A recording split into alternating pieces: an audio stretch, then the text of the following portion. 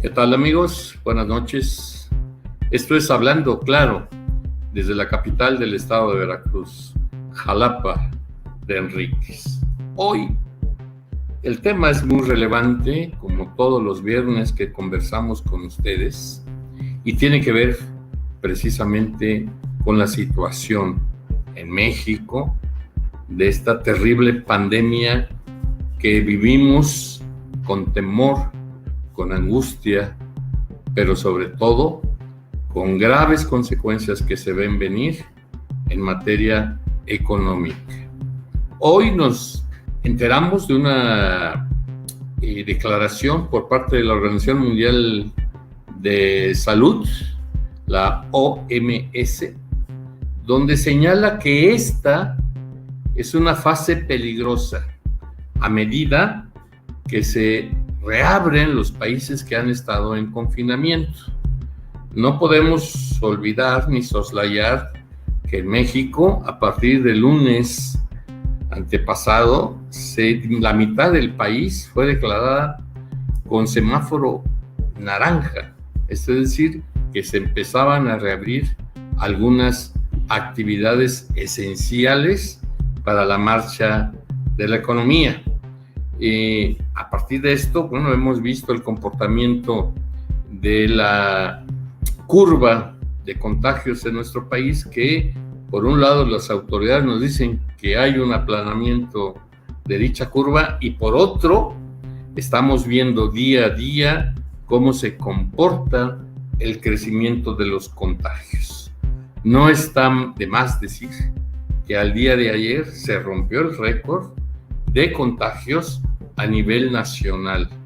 Déjenme darles un panorama general de cómo está la pandemia tanto a nivel mundial, a nivel nacional y a nivel estatal, para que luego entremos en algunos asuntos que son de verdad relevantes, que tienen que ver con el COVID y sus contagios en el sector público. Así, tenemos que al día de ayer había 6.242.998 casos de contagio en el mundo, y desafortunadamente teníamos 445.535 personas fallecidas.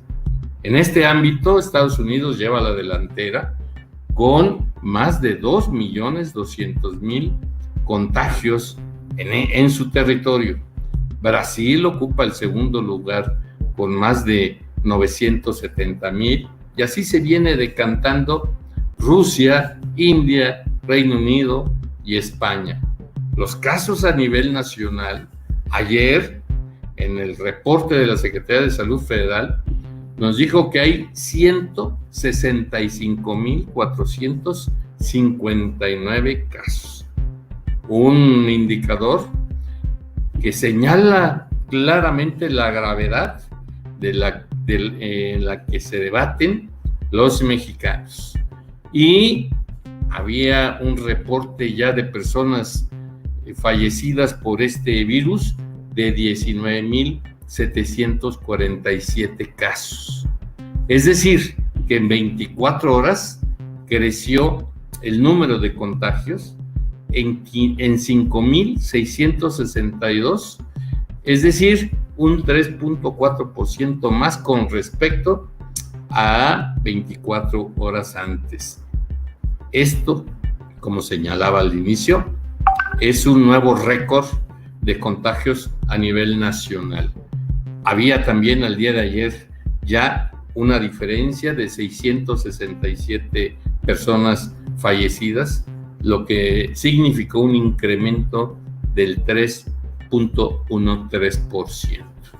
De verdad, son números que alertan y que nos dicen de que no hay tal aplanamiento de esa curva. A nivel nacional y por entidad federativa, la Ciudad de México ocupa el primer lugar con más de 40,000 casos de contagio, el Estado de México 26,079 y un indicador terrible es que Veracruz ya ocupa el tercer lugar nacional con 7,400 casos de contagio y 1,188 personas fallecidas. Creció el número de contagio en 3.1% y el número de muertes y el número de confirmados fue de 2.2%. Por municipio, el puerto de Veracruz es el primer lugar, 2,582 contagios. Segundo lugar, Coatzacoalcos con 735 y Poza Rica con 50,139. Jalapa, la capital, esta ciudad, tiene registrados al día de ayer 204 casos de contagios. En este proceso, desde que se dio el primer caso del COVID en México a partir de febrero, a fines de febrero, se ha venido cuestionando la estrategia de atención a esta emergencia sanitaria por parte de las autoridades federales. Se cuestiona, en primer lugar, la poca previsión que cuando ya la OMS, que es la Organización Mundial de la Salud, señaló que era una pandemia, con lo que eso significa a nivel mundial, y se vieron pocas respuestas por parte del sector salud federal. Luego el método para medir el crecimiento del contagio y del COVID-19 también ha sido muy cuestionado. Ayer el doctor López-Gatell, que es el subsecretario de Salud Federal, señaló que ningún país tiene números reales con respecto a este contagio. Es evidente que no es así. Algunos suponen que el método Centinela que sigue la Secretaría de Salud, pues no es el más real, el más cercano, siquiera a la realidad. Se habla en algunos casos que tienen que multiplicarse por 8, otros por 20, e incluso algunos señalan que cada caso debe multiplicarse por 30. De ese tamaño es el riesgo que vivimos los mexicanos en esta crisis sanitaria. Y en este contexto, pues, se empiezan a conocer números del contagio en el sector salud. Ayer, a la redacción de Sociedad 3.0 llegó unas cartas por parte de trabajadores, por ejemplo, de Laguna Verde, donde señalan que ya hay 46 casos declarados en ese importante núcleo de la Comisión Federal de Electricidad y que tienen poca respuesta por parte del gerente de dicha planta y que hay 10 casos más por confirmar.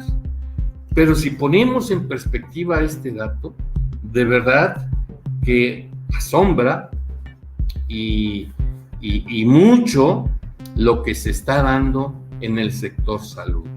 Por ejemplo, hay una declaración del Financiero del día 16 de junio que señala que en el país se acumulan 29,603 casos del COVID y 463 muertes en el personal de la salud, es decir, de aquellos que atienden precisamente a los enfermos. ¿Cuál es el asunto? ¿Por qué tanto contagiado en este sector salud? Bueno, pues lo hemos leído a través de los medios de comunicación, de que no tenían el equipamiento adecuado, no se previó el crecimiento de este contagio, de este virus, y evidentemente que nuestros médicos, enfermeros y todo aquel que trabaja en el sector salud, pues estaban luchando sin las armas necesarias contra este virus. Atender a gente que ya está contagiada sin los elementos indispensables verdaderamente ha sido terrible en el país. Hemos visto manifestaciones, hemos visto paros de muchos trabajadores de diversas partes del país. Aquí en Veracruz lo vivimos, en el puerto, aquí en Jalapa, en Coatzacoalcos, donde el sector, los trabajadores del sector, precisamente se quejaban de la falta de este equipo para trabajar. Otra dependencia que ha visto sensiblemente el contagio entre sus trabajadores y que ha afectado no solamente a trabajadores, sino a jubilados y a familiares de trabajadores, es Petróleos Mexicanos. Se habla en Pemex que tienen aproximadamente 750,000 personas derechohabientes del servicio de salud que Pemex tiene implementado internamente.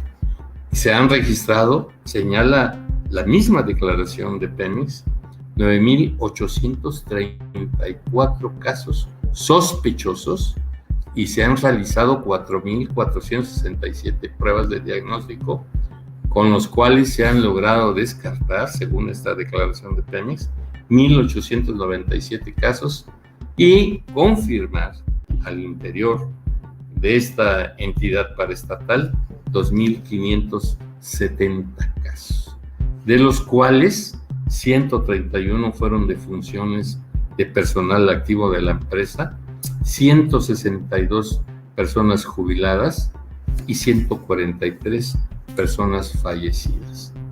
Es decir, el panorama de este contagio, de esta pandemia a nivel nacional, sigue presente. No hay, pues, ninguna certidumbre de que la reapertura de actividades sea una estrategia muy razonable.